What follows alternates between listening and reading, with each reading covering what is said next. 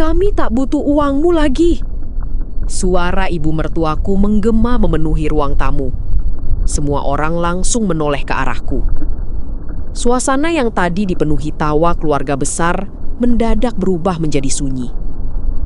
Aku masih berdiri sambil membawa nampan berisi gelas-gelas teh yang baru saja kusajikan. Belum sempat aku meletakkannya di meja, suamiku ikut berdiri. Wajahnya merah, tatapannya tajam.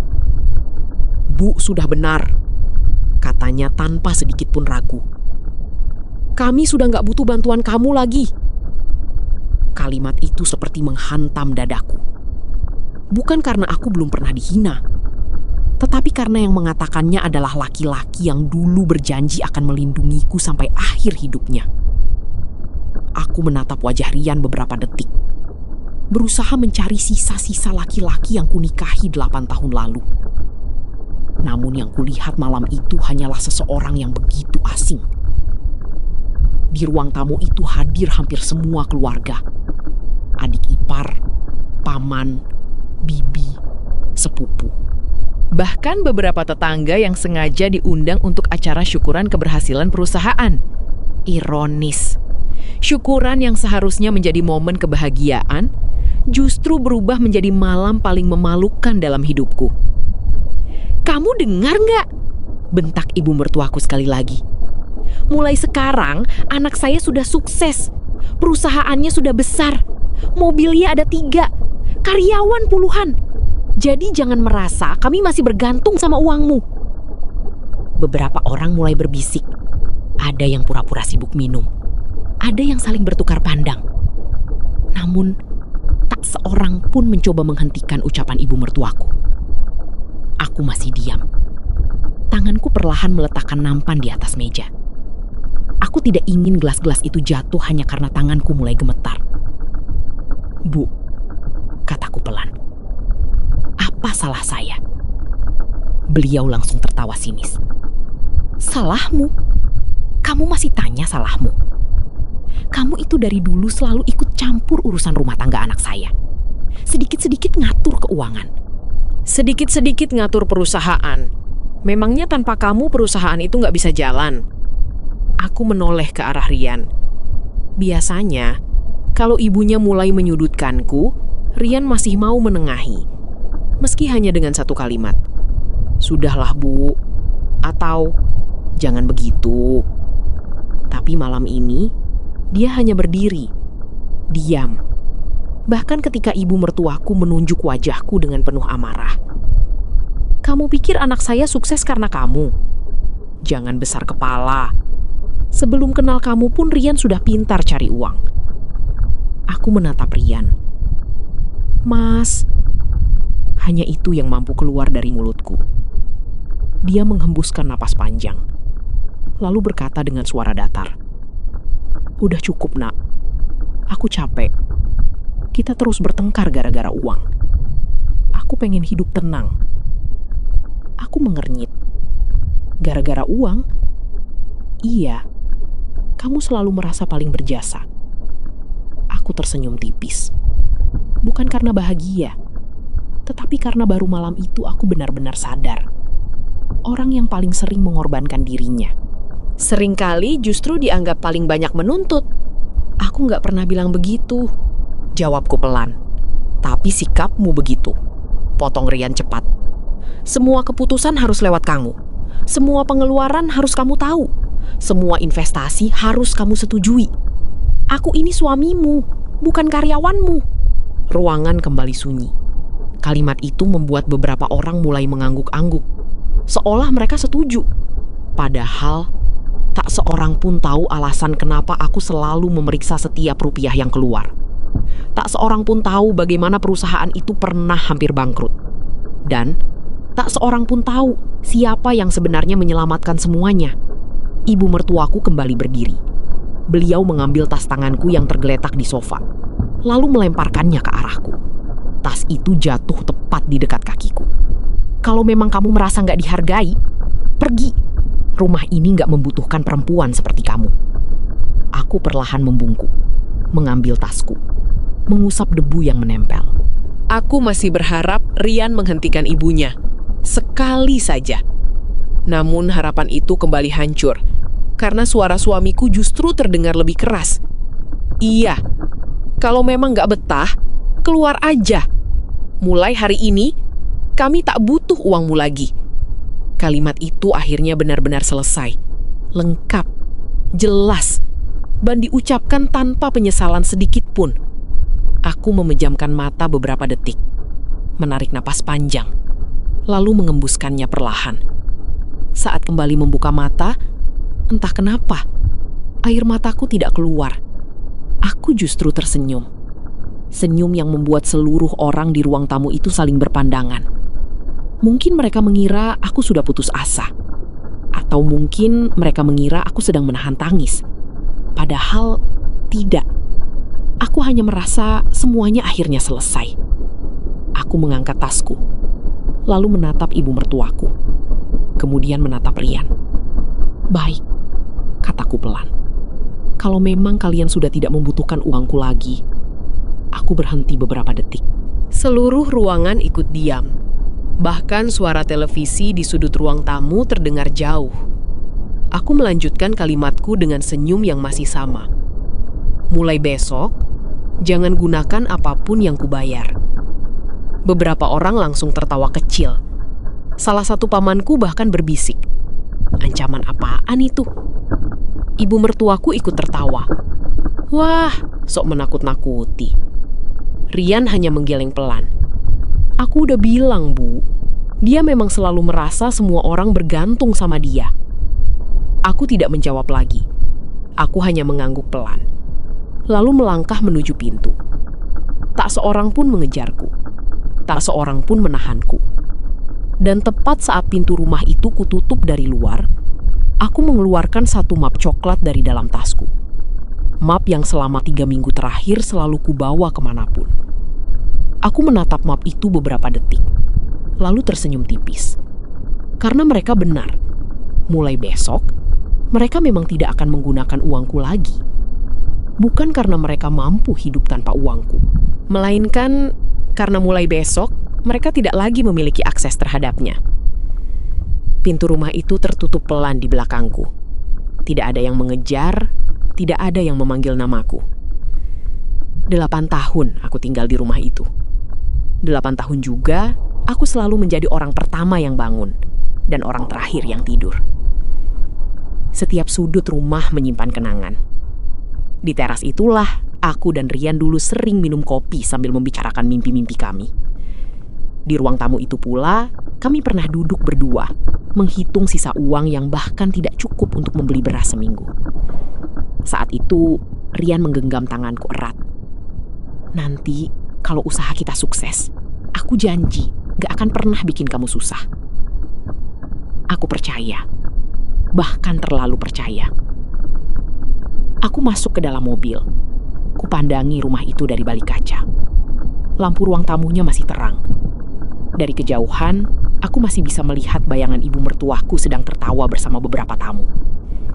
Pesta mereka tetap berlanjut. Seolah aku memang tidak pernah menjadi bagian dari keluarga itu. Aku menyalakan mesin mobil. Namun belum sempat menginjak pedal gas, ponselku bergetar. Nama yang muncul membuatku menarik nafas panjang. Pak Hendra. Aku mengangkat telepon. Selamat malam, Buna. Malam, Pak. Apakah semuanya sudah terjadi? Aku menoleh sekali lagi ke arah rumah. Iya. Mereka akhirnya mengatakannya. Kalimat itu. Iya. Pak Hendra terdiam beberapa detik. Lalu, bagaimana keputusan ibu? Aku memejamkan mata. Tidak berubah. Besok pagi kita mulai. Baik. Semua dokumen sudah siap. Bank juga sudah menerima pemberitahuan. Aku mengangguk pelan, meski beliau tidak bisa melihat. Terima kasih, Pak. Saya hanya menjalankan amanah ibu. Sambungan telepon berakhir. Aku meletakkan ponsel di kursi sebelah. Tanganku perlahan membuka map coklat itu. Di dalamnya tersusun rapi beberapa dokumen. Akta pendirian perusahaan, perubahan kepemilikan saham, sertifikat rumah, perjanjian investasi, dan surat kuasa. Semua lengkap. Semua sudah diperiksa berkali-kali. Aku tidak menyiapkan semua ini dalam semalam. Sudah hampir sebulan. Sejak hari ketika aku menemukan sesuatu yang tidak pernah ingin kutemukan. Bukan perempuan lain, bukan perselingkuhan, melainkan kenyataan bahwa Rian mulai menyembunyikan banyak hal dariku. Awalnya hanya laporan keuangan yang terlambat diberikan. Lalu beberapa transaksi besar yang tidak pernah dibicarakan. Kemudian keputusan-keputusan perusahaan yang diambil diam-diam. Saat kutanya, jawabannya selalu sama. Kamu gak usah pusing, biarkan aku yang urus. Padahal, dari awal berdiri, perusahaan itu selalu kami jalankan bersama.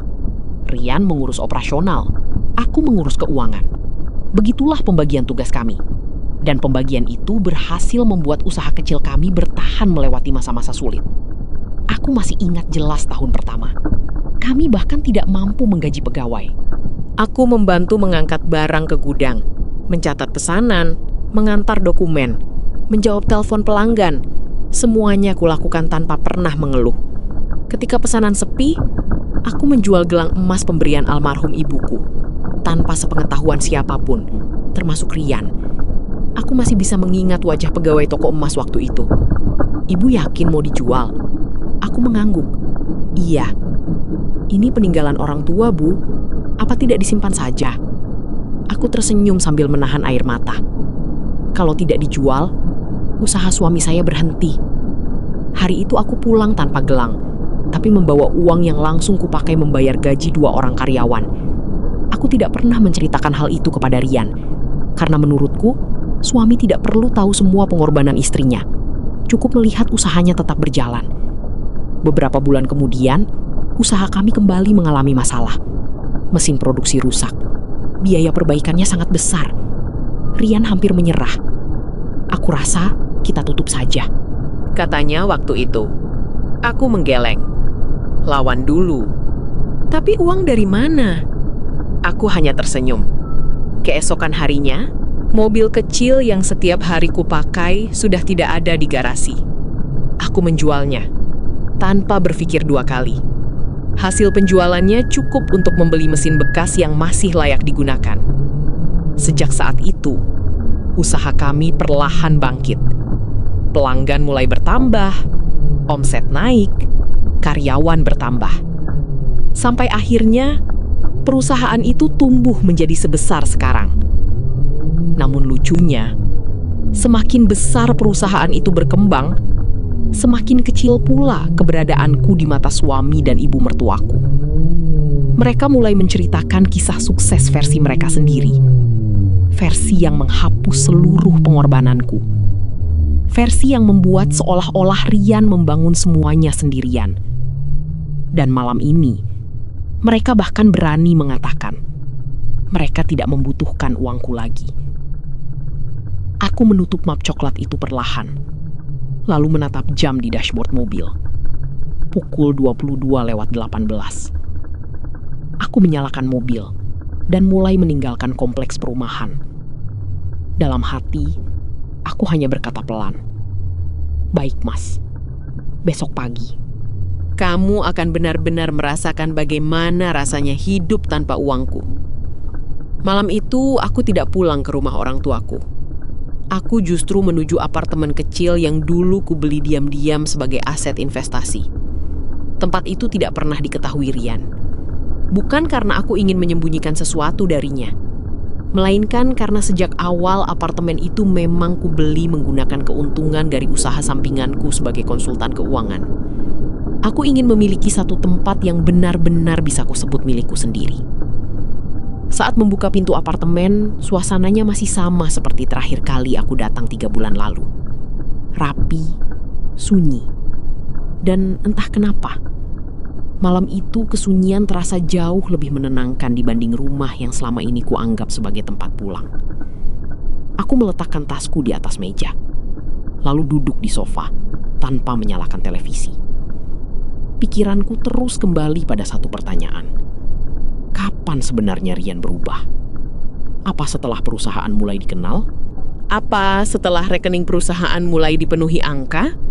Atau sejak ibunya mulai ikut campur dalam setiap keputusan rumah tangga kami? Aku sendiri tidak tahu. Yang ku tahu, perubahan itu terjadi perlahan. Begitu perlahan hingga aku tidak menyadarinya. Awalnya hanya hal-hal kecil. Rian mulai pulang lebih malam, mulai jarang makan bersamaku, mulai sering berkata sedang rapat. Kemudian, setiap kali aku memberi masukan soal keuangan perusahaan, jawabannya selalu terdengar dingin. Kamu nggak usah ikut campur. Padahal dulu, dialah yang selalu meminta pendapatku sebelum mengambil keputusan. Bahkan untuk membeli printer bekas saja, kami berdiskusi sampai tengah malam. Kini, mengeluarkan ratusan juta rupiah pun, aku baru mengetahuinya setelah transaksi selesai. Aku mengambil laptop dari dalam tas. Kubuka laporan keuangan perusahaan yang beberapa minggu lalu berhasil kuunduh sebelum aksesku dicabut. Semakin lama ku baca, semakin sesak dadaku. Transfer, pembayaran, pengeluaran, nilainya semakin besar. Namun banyak yang tidak memiliki dokumen pendukung. Ada pembayaran untuk acara yang tidak pernah diadakan. Ada pembelian aset yang tidak pernah masuk ke gudang. Ada biaya promosi yang tidak pernah kulihat hasilnya. Semuanya membuatku curiga. Bukan karena nominalnya, tetapi karena caranya. Rian yang kukenal dulu sangat teliti. Tidak mungkin ia mengeluarkan uang tanpa perhitungan. Sampai akhirnya, aku menemukan satu nama yang muncul berulang kali. PT Cakrawala Sentosa. Awalnya aku mengira itu supplier baru. Namun setelah kutelusuri, perusahaan itu baru berdiri 8 bulan lalu. Direkturnya, seorang perempuan bernama Nisa Permatasari. Nama itu terasa tidak asing. Aku berusaha mengingat. Lalu tiba-tiba ingatanku kembali pada sebuah acara makan malam perusahaan. Saat itu Rian memperkenalkan seorang perempuan muda. Ini Bu Nisa, partner bisnis baru. Perempuan itu tersenyum manis sambil mengulurkan tangan. Senang bertemu dengan Mbak. Aku membalas senyumnya. Namun ada sesuatu yang terasa aneh. Cara mereka saling memandang. Terlalu akrab untuk ukuran rekan bisnis yang baru bekerja sama. Saat itu aku memilih mengabaikannya. Aku tidak ingin menjadi istri yang mudah curiga. Tetapi setelah melihat transaksi demi transaksi malam ini, naluriku berkata lain. Aku membuka kembali riwayat pembayaran. Selama 8 bulan terakhir, nilainya mencapai miliaran rupiah. Semuanya mengalir ke perusahaan milik Nisa.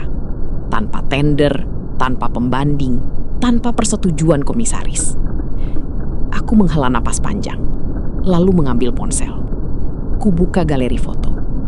Di sana masih tersimpan sebuah gambar yang dikirim seseorang secara anonim 2 minggu lalu. Foto Rian sedang makan malam bersama Nisa. Berdua, tanpa staf, tanpa klien, tanpa siapapun. Saat pertama menerima foto itu, aku tidak langsung percaya. Aku bahkan berharap itu hanya salah paham. Namun malam ini, semua potongan teka-teki mulai menyatu. Aku tidak menangis. Entah kenapa, yang kurasakan justru kecewa.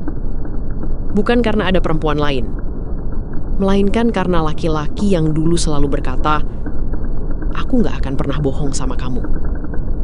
Kini justru membangun kebohongan sedikit demi sedikit. Ponselku kembali bergetar. Pak Hendra mengirim pesan singkat. Semua jadwal dengan notaris sudah dikonfirmasi. Bank siap menjalankan instruksi pukul 8. Apakah tetap dilanjutkan? Aku membaca pesan itu berulang kali. Lama. Sangat lama. 8 tahun pernikahan. Ribuan kenangan. Puluhan mimpi yang pernah kami bangun bersama. Semuanya seolah bergantung pada satu jawaban. Jariku sempat berhenti di atas layar. Masih ada bagian dari diriku yang berharap. Besok pagi Rian datang. Meminta maaf. Menjelaskan semuanya. Dan kami memulai lagi dari awal. Namun bayangan itu langsung menghilang saat teringat kalimat yang diucapkannya beberapa jam lalu. Kami tak butuh uangmu lagi. Aku menarik napas panjang. lalu mengetik satu kalimat. Tetap lanjutkan sesuai rencana. Beberapa detik kemudian, centang 2 berwarna biru muncul. Tidak ada jalan untuk kembali. Besok pagi, permainan yang selama ini mereka kira sudah mereka menangkan baru benar-benar dimulai. Keesokan paginya, aku sudah duduk di ruang kerja Pak Hendra sebelum pukul 8. Secangkir kopi di depanku masih utuh. Bukan karena rasanya tidak enak, melainkan karena sejak semalam pikiranku tidak pernah benar-benar tenang. Pak Hendra membuka sebuah map berwarna hitam. Semua sudah siap, Buna. Aku mengangguk pelan. Bank? Sudah. Notaris? Sudah. Perusahaan leasing? Sudah menerima pemberitahuan. Beliau mendorong beberapa lembar dokumen ke hadapanku. Ini instruksi terakhir. Aku membaca setiap halaman dengan teliti. Tidak ada satu kalimat pun yang kulewati. Aku memang marah. Aku memang kecewa. Tetapi aku tidak ingin mengambil keputusan hanya karena emosi. Semua harus sesuai hukum. Semua harus memiliki dasar yang jelas. Pak Hendra memperhatikanku sejak tadi. Saya boleh bertanya sesuatu? Tentu. Kalau pagi ini Pak Rian datang meminta maaf, apakah Ibu akan membatalkan semuanya? Aku tersenyum kecil. Pertanyaan itu ternyata juga sempat kutanyakan pada diriku sendiri semalam. Aku mungkin bisa memaafkan, jawabku pelan. Tapi kepercayaan yang hilang tidak bisa kembali hanya dengan satu kata maaf. Pak Hendra mengangguk mengerti. Beliau tidak bertanya lagi. Aku mengambil pena. Tanganku tidak gemetar. Satu persatu dokumen ku tanda tangani. Surat pencabutan kuasa penggunaan rekening. Perubahan hak akses keuangan perusahaan. Pembekuan otorisasi transaksi. Pemberitahuan kepada beberapa vendor utama. Semuanya selesai dalam waktu kurang dari 15 menit. Tepat pukul 8. Ponsel Pak Hendra berbunyi. Beliau membaca pesan yang masuk. Lalu menatapku. Sudah berjalan. Aku hanya menarik nafas panjang. Permainan telah dimulai. Sementara itu, di kantor pusat perusahaan, Rian datang seperti biasanya. Beberapa karyawan langsung menyapanya. Selamat pagi, Pak. Pagi. Rian tersenyum percaya diri. Semalam, ia bahkan masih sempat menceritakan kepada beberapa relasi bahwa akhirnya ia bisa mengendalikan rumah tangganya. Baginya, mengusirku adalah bukti bahwa dirinya kini benar-benar menjadi kepala keluarga. Ia masuk ke ruang direktur, meletakkan tas, lalu memanggil sekretarisnya. Jadwal hari ini? Jam 9 meeting dengan supplier, Pak. Jam 11 tanda tangan kontrak. Setelah itu pembayaran termin proyek. Bagus. Rian membuka laptop. Seperti biasa, ia masuk ke sistem keuangan perusahaan. Namun baru beberapa detik, keningnya mulai berkerut. Loh, ia mencoba lagi. Muncul tulisan. Akses ditolak. Rian menghela nafas. Mungkin servernya lagi error. Ia mengambil ponsel. Membuka aplikasi mobile banking perusahaan. Hasilnya sama. Akses ditolak. Rina, panggilnya kepada sekretaris. Iya, Pak. Coba hubungi bagian IT. Baik. 5 menit kemudian, kepala bagian IT datang dengan wajah bingung. Kami sudah cek, Pak. Sistem normal. Terus kenapa saya nggak bisa masuk? Sepertinya hak akses Bapak sudah dinonaktifkan. Rian langsung berdiri. Apa? Siapa yang berani? Kami juga belum tahu, Pak. Belum sempat pembicaraan itu selesai, telepon di meja berdering. Rian mengangkatnya. Halo? Suara di seberang terdengar tergesa-gesa. Pak, supplier utama kita menolak mengirim barang. Kenapa? Mereka bilang pembayaran bulan lalu belum bisa diproses karena rekening perusahaan sedang dibatasi. Rian mengernyit. Gak mungkin. Transfer saja sekarang. Itu masalahnya, Pak. Bagian keuangan juga nggak bisa melakukan transaksi. Wajah Rian mulai berubah. Suruh mereka ulangi. Sudah, Pak. 3 kali. Hasilnya tetap gagal. Belum sempat ia menjawab, ponselnya kembali bergetar. Kali ini dari kepala gudang. "Pak, 2 truk bahan baku diputar balik. Mereka minta pelunasan dulu." Rian mulai kehilangan kesabaran. Ini pasti salah sistem. Namun belum sampai 5 menit, telepon berikutnya masuk lagi. "Pak, kartu operasional perusahaan ditolak waktu isi solar." Kemudian, "Pak, vendor membatalkan pengiriman." Lalu, "Pak, bank minta kami menghubungi pemegang otorisasi utama." Ruangan yang biasanya tenang mulai dipenuhi suara telepon. Sekretaris mondar-mandir, staf keuangan saling bertanya. Supervisor gudang terus menghubungi kantor. Semua orang panik. Tetapi hanya satu orang yang benar-benar tidak mengerti apa yang sedang terjadi. Rian. Ia berdiri di tengah ruangannya, mencoba memahami mengapa dalam waktu kurang dari 30 menit, perusahaan yang semalam masih ia banggakan, tiba-tiba seperti kehilangan napas. Lalu, pintu ruang direktur diketuk keras. Seorang staf administrasi masuk sambil membawa sebuah amplop putih berlogo kantor notaris. "Pak, ini baru saja diantar kurir." Rian mengambil amplop itu. Perlahan, ia membukanya. Semakin jauh matanya membaca isi surat tersebut, semakin pucat wajahnya. Di sudut kanan bawah surat itu, tertera satu nama yang sangat dikenalnya. Asteris-asteris, kuasa hukum, Pak Hendra SH, asteris-asteris. Dan untuk pertama kalinya sejak menikah denganku, Rian mulai menyadari bahwa ucapannya semalam mungkin telah menjadi kesalahan terbesar dalam hidupnya. Rian masih menatap surat dari notaris itu. Tangannya mulai berkeringat. Ia membaca setiap kalimatnya berulang kali, berharap ada bagian yang salah. Namun semakin dibaca, semakin jelas isi surat itu. Seluruh kewenangan transaksi perusahaan yang selama ini digunakan atas namanya resmi dicabut. Seluruh transaksi di atas nominal tertentu harus mendapat persetujuan pemegang saham mayoritas. Dan nama yang tertulis sebagai pemegang saham mayoritas bukan dirinya, melainkan aku. Mustahil, gumamnya lirih. Sekretarisnya yang sejak tadi berdiri di depan meja mulai gelisah. "Pak, meeting dengan supplier 5 menit lagi." Rian mengangkat tangan. "Batalkan." "Tapi mereka sudah datang, Pak." "Batalkan saja." Suara Rian membentak begitu keras hingga sekretarisnya langsung terdiam. Belum sempat ia mengatur napas, pintu kembali terbuka. Kepala bagian keuangan masuk dengan wajah yang jauh lebih panik. "Pak, ada masalah besar." Rian langsung berdiri. "Apalagi?" "Kami baru menerima pemberitahuan resmi dari bank. Lalu, seluruh transaksi keluar harus mendapat persetujuan pemegang otorisasi utama." "Ya sudah, saya setujui." Pria itu menelan ludah. "Bapak, bukan lagi pemegang otorisasi utama." Ruangan kembali sunyi. "Apa maksudmu?"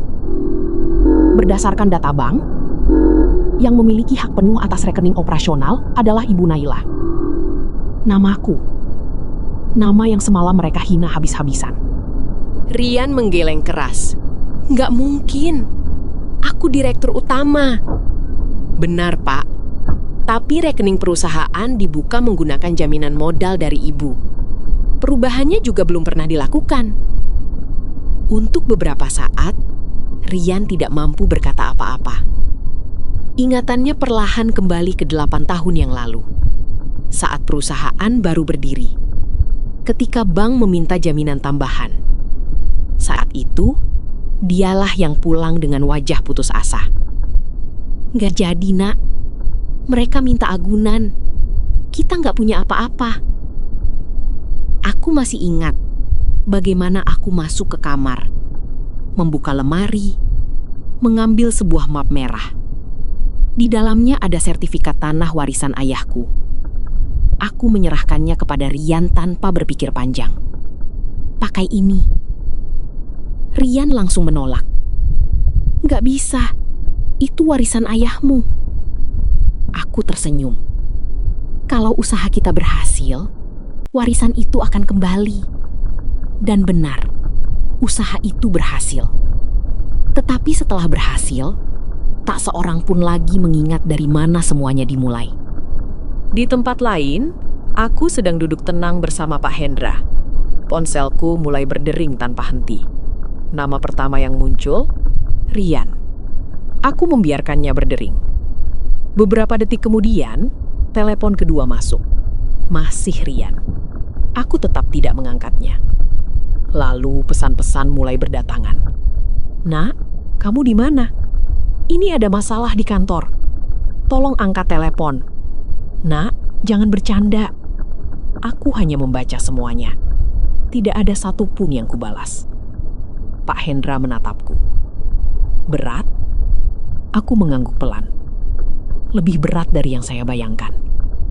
Beliau tersenyum tipis. Ibu masih memikirkan perasaannya. Tapi semalam, apakah dia memikirkan perasaan ibu? Aku tidak menjawab, karena jawabannya sudah sangat jelas. Beberapa menit kemudian, ponselku kembali bergetar. Kali ini bukan Rian, melainkan nomor ibu mertuaku. Aku mengangkatnya. Belum sempat aku berbicara, suara beliau sudah terdengar penuh amarah. "Naila, apa yang kamu lakukan?" "Apa maksud ibu? Jangan pura-pura nggak tahu. Kenapa rekening perusahaan diblokir?" Aku menarik napas pelan. "Bukannya semalam ibu bilang keluarga ibu sudah tidak membutuhkan uang saya lagi?" Di seberang sana langsung hening. Beberapa detik kemudian beliau kembali berbicara. "Itu urusan lain." "Tidak, Bu. Justru ini urusan yang sama. Bukankah ibu ingin membuktikan kalau perusahaan bisa berjalan tanpa saya? Tapi ibu tenang saja. Saya sedang membantu keinginan ibu." Nada suara beliau mulai meninggi. "Kamu jangan macam-macam. Itu perusahaan anak saya." Aku menoleh ke arah Pak Hendra. Beliau hanya diam sambil memperhatikan. Lalu aku berkata dengan tenang, "Kalau memang perusahaan itu milik Mas Rian, kenapa sejak pagi beliau tidak bisa menggunakan rekeningnya sendiri?" Tak ada jawaban. Yang terdengar hanya napas berat. Aku melanjutkan, "Bu, sebelum berteriak kepada saya, coba buka kembali akta pendirian perusahaan. Saya rasa selama ini ibu belum pernah benar-benar membacanya." Klik, telepon langsung ditutup. Aku meletakkan ponsel di atas meja. Pak Hendra tersenyum kecil. Sebentar lagi, mereka akan mengetahui semuanya. Aku mengangguk pelan, karena aku tahu surat dari bank hanyalah permulaan. Masih ada satu fakta yang jauh lebih mengejutkan. Fakta yang selama 8 tahun tidak pernah mereka sadari. Dan ketika notaris membacakannya nanti, bukan hanya Rian yang akan kehilangan kata-kata. Ibu mertuaku pun akan menyadari bahwa rumah yang semalam dipakai untuk mengusirku ternyata bukan milik anaknya. Sementara itu, di rumah yang semalam menjadi tempat aku dipermalukan, suasana sudah berubah 180 derajat. Tidak ada lagi tawa. Tidak ada lagi ucapan selamat atas keberhasilan perusahaan. Yang terdengar hanyalah suara telepon yang terus berdering dan langkah kaki yang mondar-mandir dengan gelisah. Bu Ratna berdiri di ruang tamu sambil memegang ponselnya erat. Sejak teleponku terputus beberapa menit lalu, perasaannya mulai tidak enak. Ia menoleh ke arah Rian yang baru saja pulang dari kantor. Wajah anaknya yang biasanya penuh percaya diri, kini terlihat pucat. "Kamu kenapa?" Rian tidak langsung menjawab. Ia hanya melempar map hitam ke atas meja. Bu Ratna buru-buru membukanya. Semakin lama membaca isinya, semakin dalam kerutan di dahinya. "Apa maksud surat ini?" Rian menggeleng. "Aku juga belum ngerti, Bu. Tapi bank bilang aku sudah nggak punya hak penuh atas rekening perusahaan."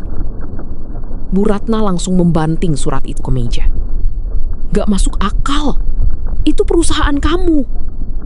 Iya, tapi semua orang di kantor bilang data hukumnya memang begitu. Bu Ratna mulai mondar-mandir. Tidak mungkin. Naila cuma ibu rumah tangga. Mana mungkin dia menguasai perusahaan? Rian menutup wajahnya dengan kedua tangan. Kalimat itu justru membuat dadanya semakin sesak. Karena jauh di dalam hatinya, ia mulai mengingat banyak hal yang selama ini sengaja ia lupakan. Ia ingat saat perusahaan pertama kali didaftarkan, modal yang dimilikinya bahkan tidak cukup untuk memenuhi syarat pendirian badan usaha. Saat itu, akulah yang menyetor seluruh kekurangan modal.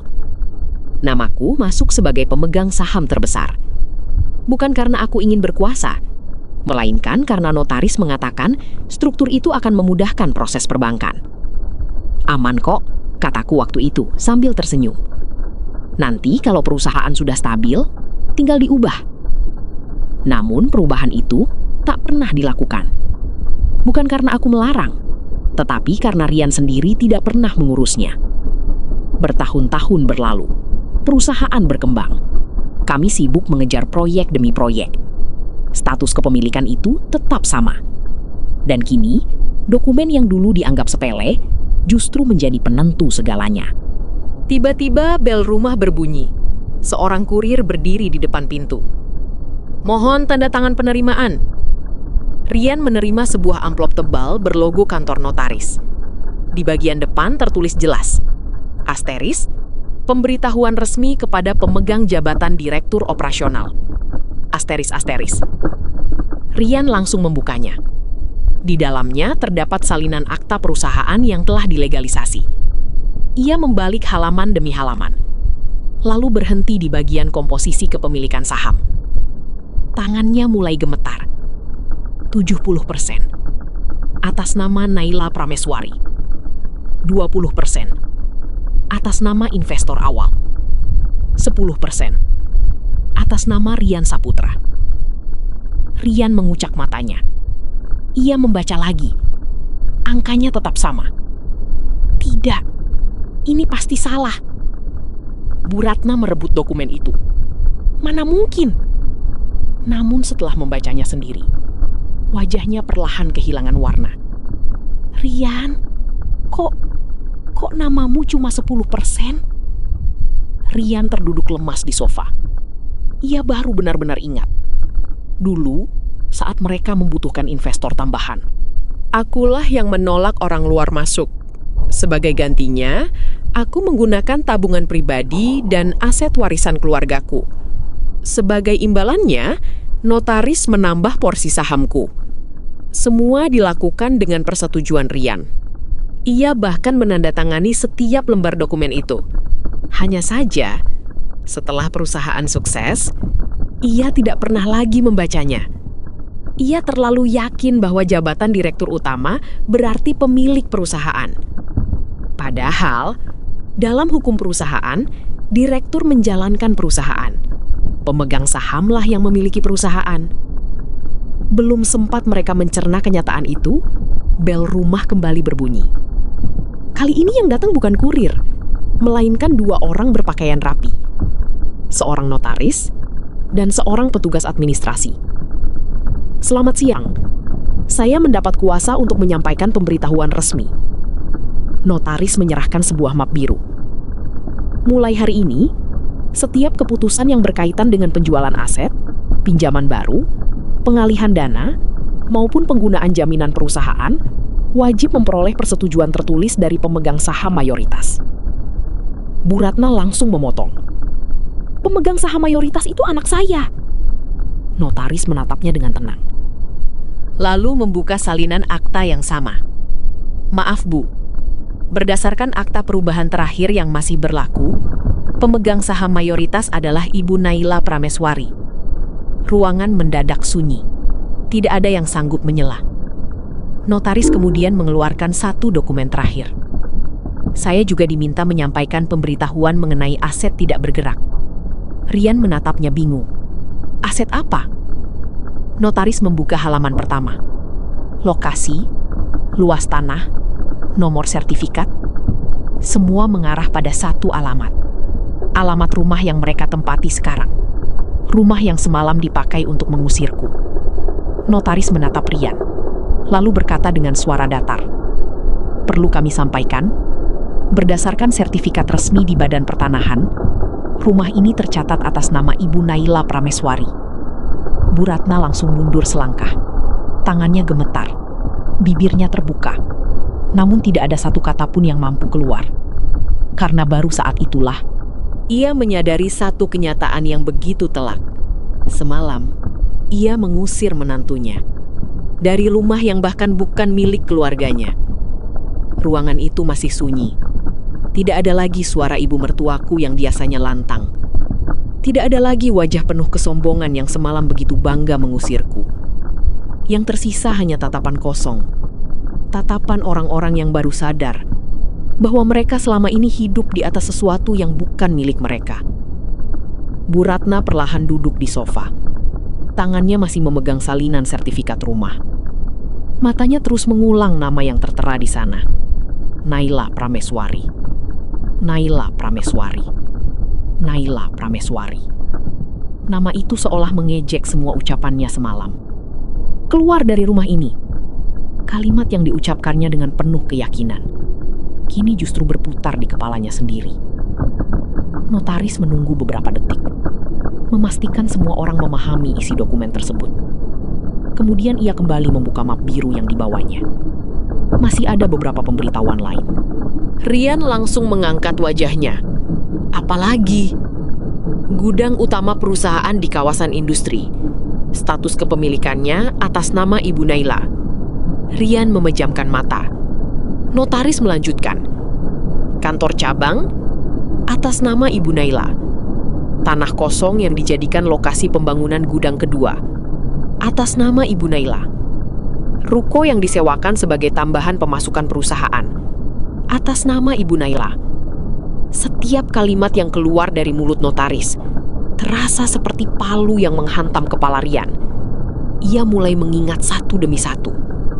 Dulu, setiap kali perusahaan memperoleh keuntungan besar, aku selalu berkata, jangan langsung dihabiskan, kita beli aset. Rian tidak pernah keberatan. Bahkan ia menyerahkan seluruh proses pembeliannya kepadaku. Aku percaya sama kamu. Begitu katanya dulu. Aku membeli semuanya, bukan atas nama perusahaan, melainkan atas namaku. Sesuai saran akuntan dan notaris, agar aset keluarga lebih terlindungi. Saat itu, Rian sendiri yang menandatangani seluruh surat persetujuan. Namun, bertahun-tahun berlalu, ia melupakan semuanya. Kesuksesan membuatnya merasa seluruh harta itu otomatis menjadi miliknya. Padahal, hukum tidak mengenal rasa percaya diri. Hukum hanya mengenal dokumen. Notaris kembali menutup mapnya. Saya rasa tugas kami sudah selesai. Mulai hari ini, seluruh komunikasi mengenai aset perusahaan akan dilakukan melalui kuasa hukum Ibu Naila. Kami permisi. Setelah pintu tertutup, ruangan kembali hening. Tidak ada seorang pun yang berbicara. Bu Ratna memecah keheningan. Kamu bohong sama ibu? Rian menatap ibunya bingung. Bohong apa? Kamu bilang semua itu milikmu. Aku juga mengira begitu. Jawaban itu membuat Bu Ratna langsung berdiri. Mengira? Kamu ini direktur? Iya, Bu. Tapi aku nggak pernah benar-benar lihat dokumen-dokumennya lagi. Bu Ratna mulai kehilangan kesabaran. Jadi selama ini kita hidup di rumah menantuku? Rian menunduk, tidak sanggup menjawab. Karena jawabannya, iya. Tiba-tiba ponsel Rian kembali berdering. Nama yang muncul membuat wajahnya sedikit lega. Nisa. Ia buru-buru mengangkatnya. Nis? Namun suara perempuan di seberang terdengar dingin. Mas? Aku baru dapat kabar. Kabar apa? Soal perusahaan. Rian langsung berdiri. Itu cuma salah paham. Enggak. Aku sudah cek sendiri. Dengan siapa? Pengacara perusahaan kami. Dadanya mulai sesak. Nisa, dengarkan dulu. Mas, selama ini kamu bilang perusahaan itu sepenuhnya milikmu. Aku memang direktur. Itu bukan jawaban. Suara Nisa terdengar semakin datar. Lalu benar, aset-aset utamanya atas nama istrimu. Rian tidak langsung menjawab. Keheningan itu sudah cukup menjadi jawaban. Nisa menghembuskan napas panjang. Aku kira kita akan membangun masa depan bersama. Ternyata, kamu bahkan tidak benar-benar memiliki perusahaan yang selalu kamu banggakan. Miss, tolong dengarkan aku. Tidak perlu. Aku hanya tidak suka dibohongi. Klik. Sambungan telepon terputus. Rian masih memandangi layar ponselnya. Untuk pertama kalinya, ia benar-benar sendirian. Perempuan yang selama ini membuatnya merasa lebih hebat dariku pergi tanpa menoleh. Sementara ibunya masih duduk memandangi sertifikat rumah. Dan perusahaan yang semalam mereka rayakan keberhasilannya, kini mulai kehilangan satu persatu fondasi yang menopangnya. Namun, semua itu baru permulaan. Karena sore nanti, puluhan karyawan akan mengetahui siapa pemilik perusahaan yang sebenarnya. Dan setelah kabar itu menyebar, tidak hanya keluarga Rian yang berubah. Seluruh arah perusahaan pun akan berubah selamanya. Sore itu, suasana kantor yang biasanya ramai mulai berubah. Bisik-bisik terdengar di setiap sudut ruangan. Para karyawan saling bertanya, ada apa sebenarnya? Katanya rekening perusahaan dibekukan? Bukan dibekukan. Katanya yang berubah pemegang otorisasinya. Memangnya selama ini bukan Pak Rian? Tidak tahu. Semakin banyak pertanyaan, semakin sedikit jawaban. Di ruang rapat lantai 2, Rian duduk sendirian. Jas yang sejak pagi masih dikenakannya, kini terlihat kusut.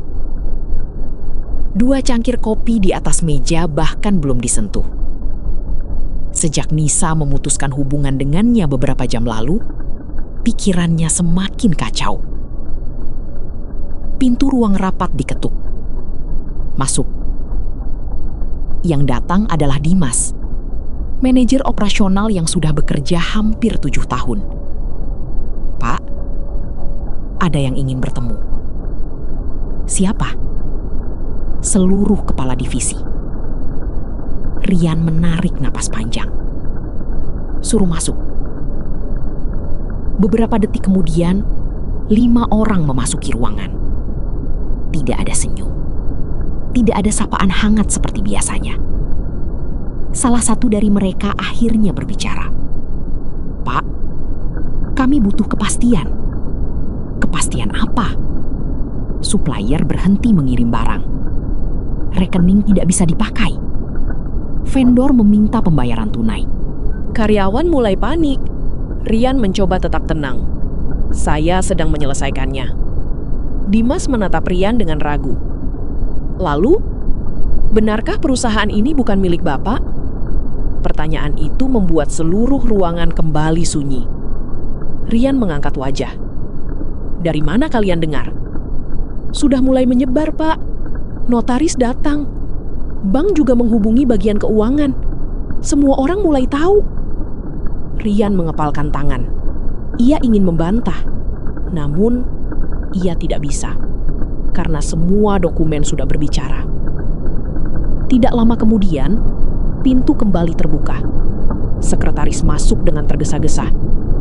Pak, investor dari Surabaya ada di bawah. Katanya penting. Rian langsung berdiri. Suruh naik. Beberapa menit kemudian, 2 pria berusia sekitar 50 tahun masuk ke ruang rapat. Mereka adalah investor yang sejak 3 tahun terakhir menjadi mitra terbesar perusahaan. Salah satu dari mereka langsung membuka pembicaraan. Pak Rian, kami ingin konfirmasi. Silahkan. Apakah benar pemegang saham mayoritas perusahaan adalah Ibu Naila? Rian terdiam. Keheningan itu kembali menjadi jawaban. Pria itu menghela napas panjang. Kenapa selama ini informasi itu tidak pernah disampaikan kepada kami? Kami menganggap itu tidak penting. Tidak penting? Nada suaranya mulai meninggi. Pak, kami menanamkan modal miliaran rupiah. Kami berhak tahu struktur kepemilikan perusahaan. Rian tidak mampu menjawab. Investor itu berdiri. Mulai hari ini, kami menunda seluruh pencairan investasi sampai persoalan hukum ini selesai. Tunggu dulu. Kami tidak bisa mengambil risiko. Kami akan menghubungi kuasa hukum Ibu Naila secara langsung. Mereka pergi, tanpa berjabat tangan, tanpa menoleh lagi. Begitu pintu tertutup, Rian langsung terduduk. Ia baru menyadari satu hal. Yang hilang bukan hanya uang, melainkan kepercayaan. Dan dalam dunia bisnis, kepercayaan jauh lebih mahal daripada modal. Di sisi lain kota, aku masih berada di kantor Pak Hendra. Beliau menyerahkan sebuah tablet kepadaku. Lihat ini. Aku menerima tablet itu. Di layar terlihat laporan singkat. Supplier utama menunda pengiriman. Investor menghentikan pencairan dana. 2 proyek besar ditunda. Beberapa vendor mulai meminta pembayaran lebih awal. Aku menutup layar perlahan. Tidak ada rasa puas. Yang ada justru sesak. Pak Hendra memperhatikanku. Ibu masih merasa bersalah. Aku tidak ingin perusahaan itu hancur. Lalu kenapa semua ini dilakukan? Aku menatap keluar jendela. Karena yang ingin ku selamatkan bukan perusahaan, tapi harga diriku. Aku menarik napas panjang. Kalau sejak semalam mereka memilih menghormatiku, semua ini tidak akan pernah terjadi. Pak Hendra mengangguk pelan. Beliau memahami maksudku. Ini bukan balas dendam. Ini adalah akibat dari kesombongan mereka sendiri. Beberapa saat kemudian, ponselku kembali bergetar. Kali ini, bukan Rian, bukan Bu Ratna, melainkan nomor adik iparku. Dengan suara gemetar, ia berkata, "Mbak, Rian sama Ibu sekarang lagi menuju rumah orang tua Mbak. Mereka bilang, apapun caranya, mereka harus ketemu Mbak hari ini." Aku menutup mata sejenak. Akhirnya, momen yang sudah kuduga sejak semalam benar-benar datang. Aku memandangi layar ponsel beberapa detik. Adik iparku tidak sedang bercanda. Dari nada suaranya saja, aku tahu keadaan di sana benar-benar kacau. "Mbak, jangan marah sama aku ya. Aku baru tahu semua kenyataannya hari ini. Aku kira selama ini perusahaan itu memang milik Mas Rian." Aku tersenyum tipis. "Kamu gak salah. Yang salah adalah orang-orang yang terlalu sibuk menikmati hasil, sampai lupa siapa yang menanam benihnya." Telepon itu berakhir. Aku menghela napas panjang. Pak Hendra menutup map yang sejak tadi dibacanya. Kalau saya boleh menyarankan, Ibu tidak perlu menemui mereka hari ini. Aku menggeleng pelan. Bukan. Justru hari ini mereka harus datang. Mereka harus melihat bahwa saya tidak lari. Mereka yang memilih mengusir saya. Sekarang mereka sendiri yang datang mencari saya. Pak Hendra mengangguk. Beliau tidak berkata apa-apa lagi. 1 jam kemudian, mobil hitam milik Rian berhenti di depan rumah orang tuaku. Rumah itu sederhana. Tidak semegah rumah yang selama ini mereka tempati. Namun, rumah inilah yang selalu membuatku merasa diterima. Ayahku sedang menyiram tanaman ketika mobil itu datang. Beliau langsung mengenali Rian.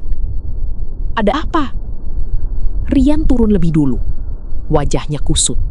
Matanya sebab. "Pak, saya mau ketemu Naila." Ayahku meletakkan selang air. "Naila lagi istirahat." "Pak, ini penting." Belum sempat ayah menjawab, Bu Ratna ikut turun dari mobil. Perempuan yang semalam begitu lantang mengusirku, kini berdiri dengan wajah yang sama sekali berbeda. Tidak ada lagi kesombongan. Tidak ada lagi tatapan meremehkan. Yang tersisa hanya kepanikan. "Tolong panggil Naila." Ayah menatap keduanya cukup lama.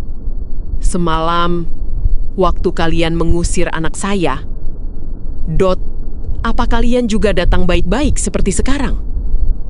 Bu Ratna langsung menundukkan kepala. Tidak ada jawaban.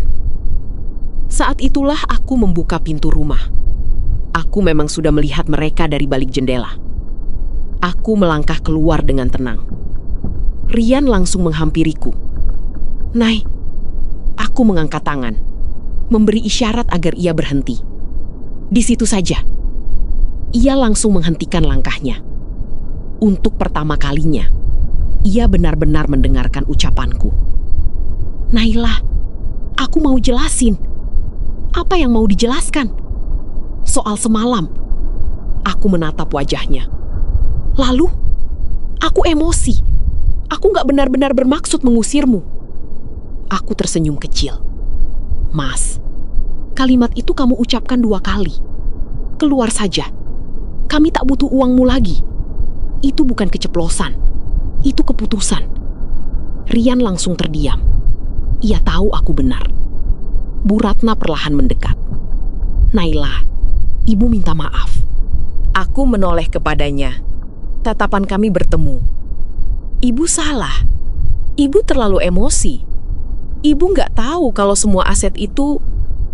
Aku langsung memotong. "Kalau rumah itu memang atas nama Mas Rian, ibu apa akan tetap minta maaf?" Bu Ratna membeku. Bibirnya bergerak. Namun tidak ada kata yang keluar. Karena jawabannya, tidak. Aku kembali berbicara. "Jadi, yang ibu sesali bukan karena sudah menyakiti saya, tapi karena baru tahu siapa pemilik rumahnya." Air mata Bu Ratna mulai jatuh. "Nggak begitu. Benarkah? Kalau semalam notaris sudah datang sebelum ibu mengusir saya, ibu apa akan tetap berani berkata, 'Keluar dari rumah ini'?" Bu Ratna menangis semakin keras. Namun kali ini, aku tidak lagi merasa ingin menangis bersamanya. 8 tahun, aku selalu memaklumi setiap ucapan yang menyakitiku. Aku selalu berpikir, suatu hari nanti beliau akan menerimaku. Ternyata, yang beliau hormati bukan diriku, melainkan orang yang dianggap memiliki kekuasaan. Dan ketika beliau tahu kekuasaan itu ada padaku, sikapnya berubah seketika. Itulah yang paling menyakitkan. Bukan penghinaan semalam, melainkan kenyataan bahwa penghargaan mereka ternyata bergantung pada harta. Rian akhirnya berbicara lagi. "Nah, aku salah. Aku terlalu percaya diri. Aku lupa semuanya." Aku menatapnya datar. "Lupa?" "Iya. Lupa siapa yang menyelamatkan perusahaan waktu kita hampir bangkrut. Lupa siapa yang menjual emas warisan ibunya. Lupa siapa yang menjual mobil pertama kita.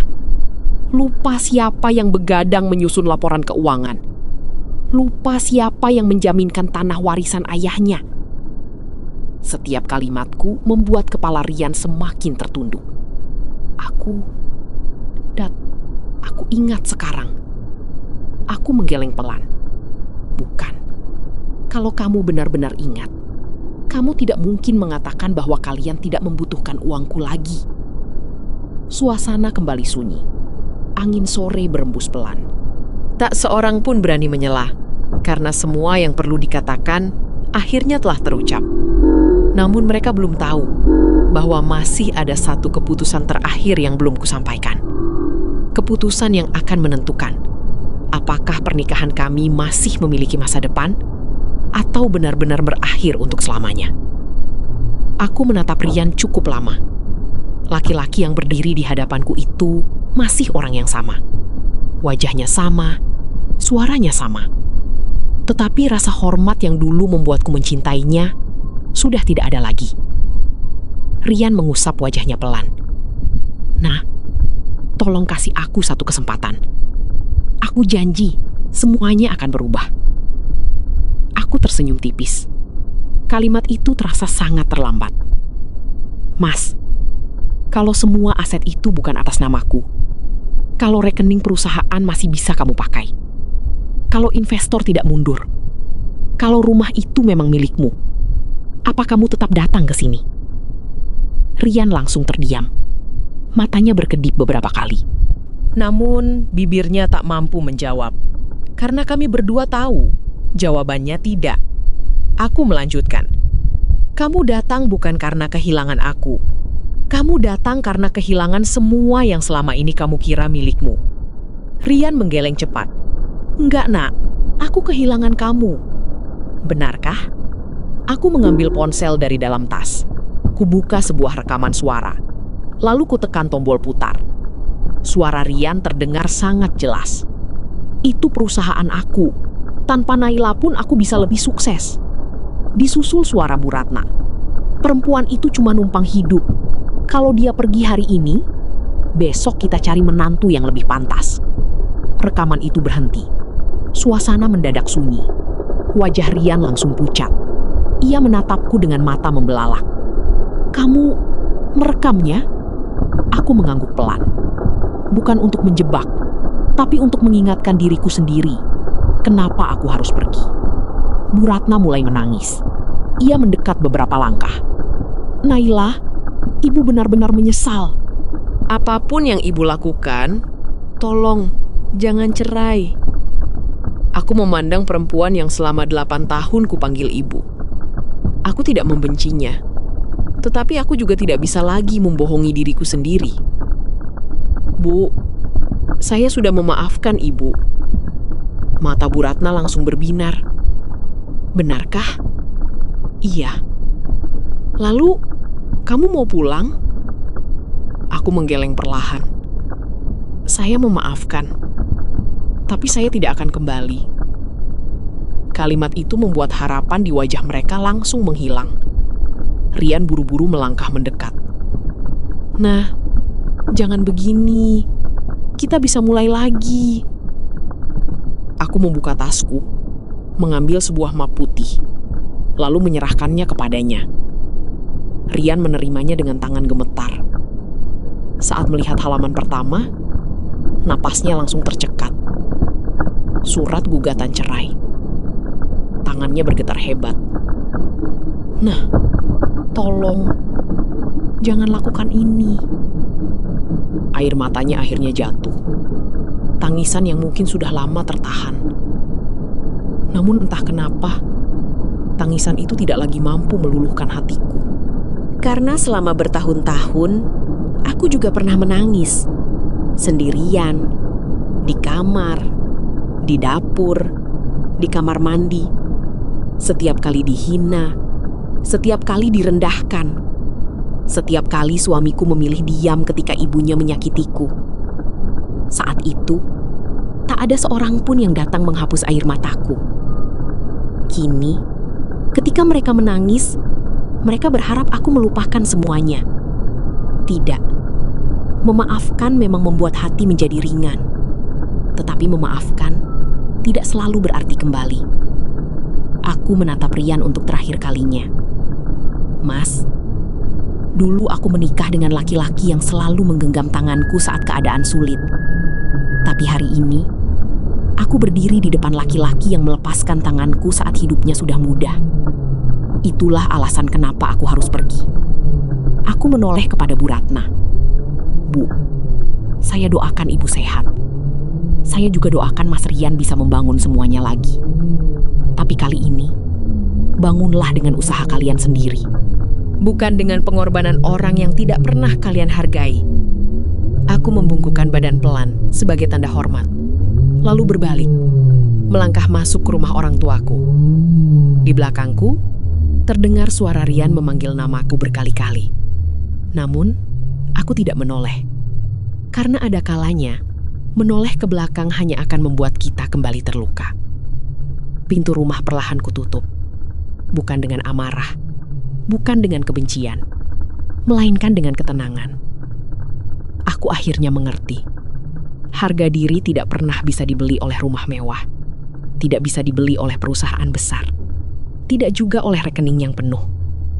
Harga diri hanya dimiliki oleh mereka yang berani pergi ketika rasa hormat sudah tidak lagi ada.